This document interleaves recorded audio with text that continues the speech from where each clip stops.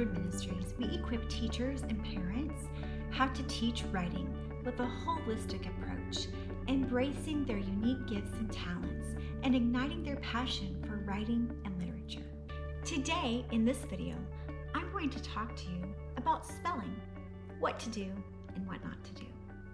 So how do I teach specific skills, including spelling? Well, in my classroom, I never ignore the conventions and skills of writing. They're actually taught through concepts in my writing workshop. They're not standalone in isolation lessons. I have found that if I set aside too many teaching times during my writing workshop block, my students do not have enough time to actually write. By teaching the various skills within my writing workshop time, I kill two birds with one stone. I give them a variety of ways to grasp the skill that I am teaching. I reinforce sight words. I use environmental print. I do word studies and play spelling games. Most importantly, though, I make sure my students have time to write.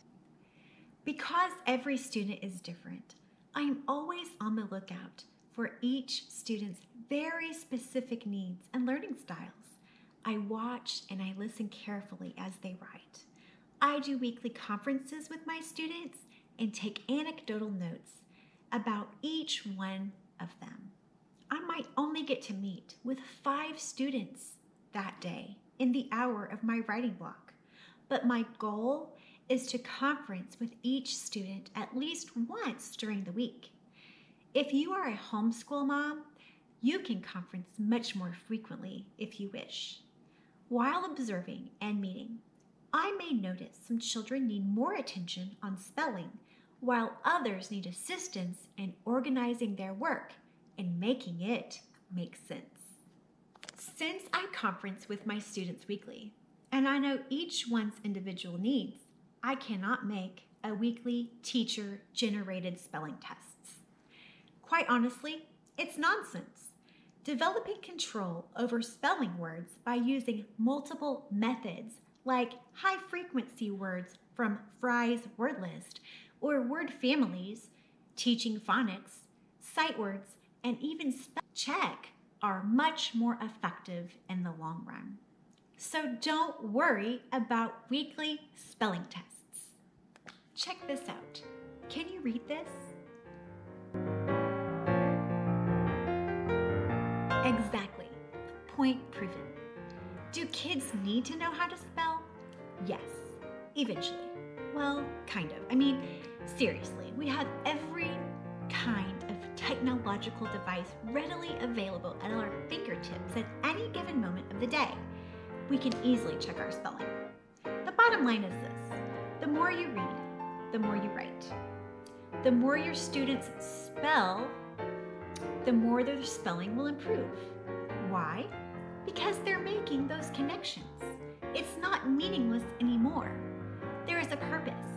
There is a reason why we are working towards spelling. So what are some ways that I incorporate spelling into my classroom? Number 1, I use a word wall. I set one up so my children can access the words often used in other curriculum areas like math, history, and science. I introduce the word wall to students prior to displaying it, so they know from this point forward they have the word readily available to them to view, and it should not be misspelled from here on out. Number 2, I do a word study. During shared reading and writing time, students learn parts of speech, suffixes, prefixes, plurals, singulars, contractions, patterns, and word families. For example, if I know how to write the word cat, then I also know how to write mat, sat, and that. You could do talk, talked, talks, talking, and many more. I have another video on just word studies. Number 3, morning message. I use morning message every day, every single day, I write a message on the whiteboard, easel, or chart paper to your students, making spelling or grammar mistakes that you might have focused on in writing workshop already. Students get a chance to share the pen and correct the teacher mistakes. I have another video just on morning message. Number 4, unscramble the word. Each week, students get to rearrange the letters of one word to create new words. For example, achieve. I can make a, hive, have, eve, a, cave, high, chive, and more with the word achieve. Number 5, we play word bingo. We use sight words to play this easy game. Number 6, we use crossword puzzles and word finds to reinforce simple puzzles with a current classroom theme or holiday being celebrated soon. Number 7, missing letters. I write a message to my students on the board or chart paper and leave off certain letters like ed or ing endings. And I have the students use context clues to figure out what is missing. Number 8, sight word list. This is a list of important sight words that children should learn, such as the, at, of, from, and more. Students should keep this in their writer's notebooks. Number 9, have a go. The students use personal spelling lists that I have created for them during our conferences.